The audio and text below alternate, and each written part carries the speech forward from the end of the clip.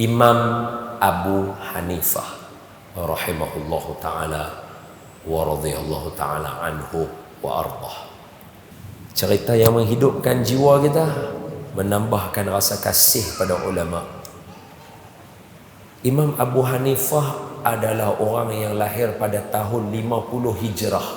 Maknanya masa umurnya 10 tahun, beliau dengan Rasulullah tu beza 40 tahun dia. Mana anak-anak tuan-tuan umur 10 tahun tu 10 tahun mana anak belakang. Umur besar-besar lagu tu.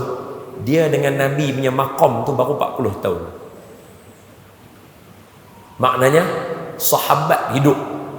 Boleh jadi di tepi jalan tu, katalah dia berlari, ini contoh saja, katalah dia berlari tu, yang tegur dia, lari yang elok, boleh jadi sahabat Nabi yang tegur. Boleh faham?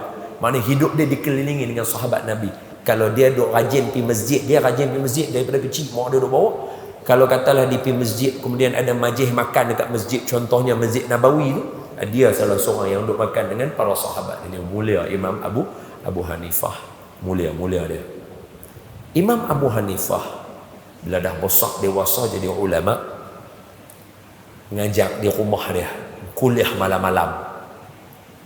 Hari ni orang panggil tuition, kelas tambahan. Tengah mengajak, di sebelah rumah dia ada jiran dia yang suka menyanyi. Dulu bukan tembok macam ni. Dulu tembok dia biasa aja.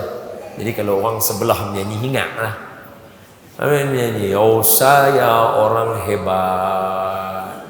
Manusia tak kenal saya memang hebat.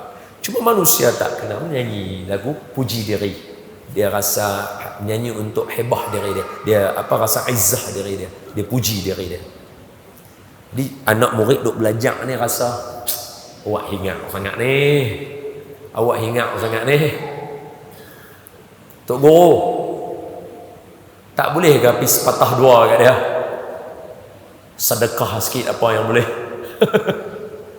Imam Abu Hanifah jawab simple saja. Fa innahu jari. Dia adalah jiran saya. Kalau saya kata lebih kurang kat dia, kecil hati dia. Yang anak murid geram.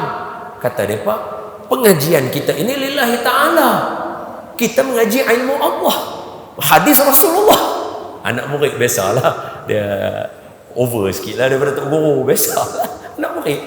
Sebab tu tak boleh marah, sebab dia anak murid. Kalau dia elok, baik dia jadi Tok Guru. Ini anak murid. Kita mengaji ilmu Allah, kita bersebut Rasulullah.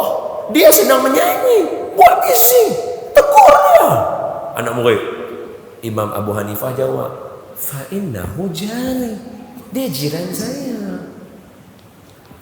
Lama, suatu hari tak nyanyi dia malam tu. Susah hati Imam Abu Hanifah. Pula tanya Imam Abu Hanifah, kenapa jiran saya tak menyanyi malam ni? Anak murid kata, inilah bagus, baru mengajinya khusyuk, baru belajarnya elok.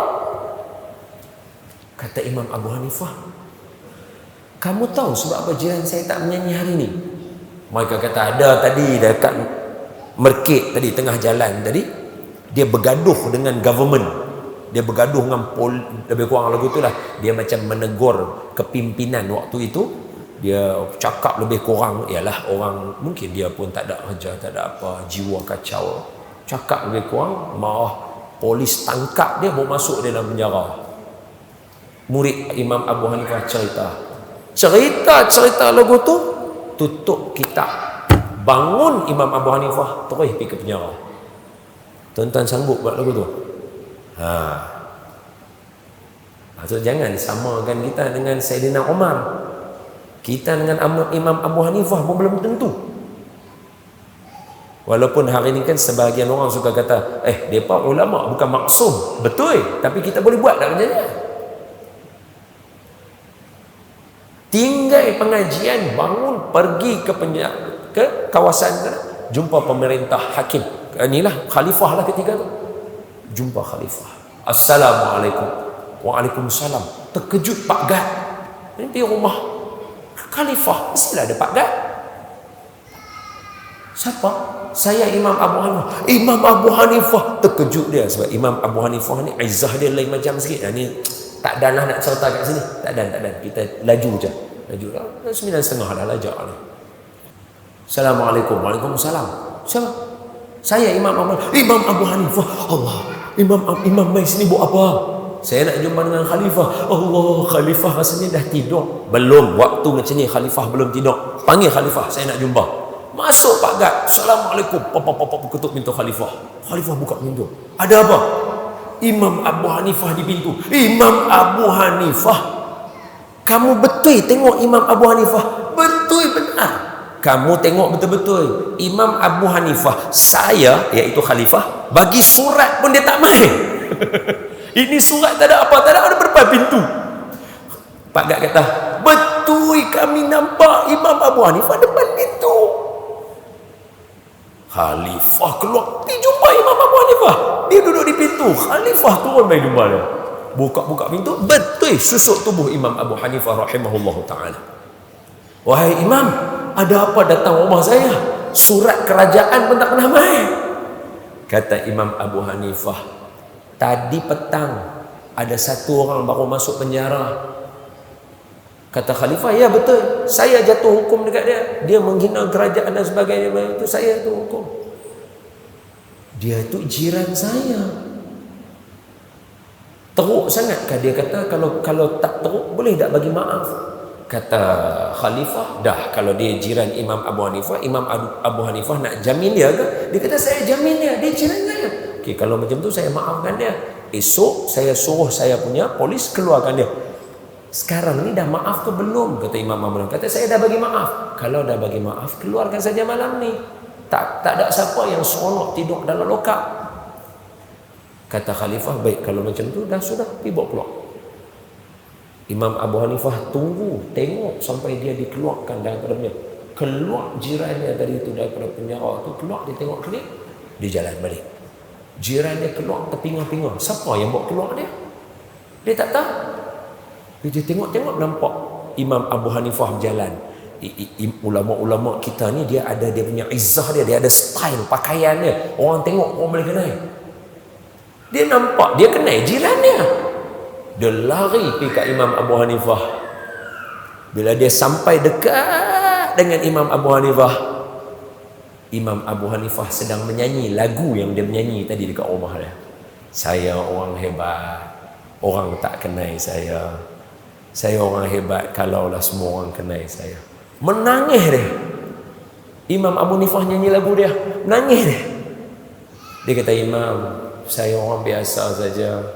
Saya bukan orang hebat. Imam Abu Hanifah kalih dekat dia. Imam Abu Hanifah pandang dia. Imam Abu Hanifah kata apa? Sebab saya tahu kamu orang hebat. Sebab itu saya jamin kamu keluar daripada penjara. Menangis dia sepanjang perjalanan. Kemudian beliau adalah antara anak murid Imam Abu Hanifah yang paling istiqamah selepas itu. Khalas. Tuan-tuan boleh buat lagu tu. Tok Sah kata, tuan-tuan, ni saya boleh buat lagu tu. Sebab tu jangan samakan kita dengan ulama. Sebab apa? Ulama punya 5 benda yang kita kena urus tadi apa dia? Dia punya kepercayaan pada Allah clear. Dia clear. Tak sama macam kita. Ulama jangan kata semayang, jangan kata puasa, zakat, haji, jangan kata bab, jangan kata bab tahajud, jangan kata bab memuliakan Nabi. Hanya jaga jiran saja, begitu tekun mereka. Jaga jiran pun tekun. Apatah lagi yang lain. Belajar. Kita belajar. Ingat hadis yang ke-9. Aku perintah kamu buat patuk padan. Pulun. Bagi jadi yang paling boleh kita buat. Hak paling maksimum. Boleh jadi maksimum tu tak baik pun, tapi itu paling maksimum yang kita boleh buat. Buat. Khalas. Jadi orang bagus. Ini pengajaran kita untuk hari ini.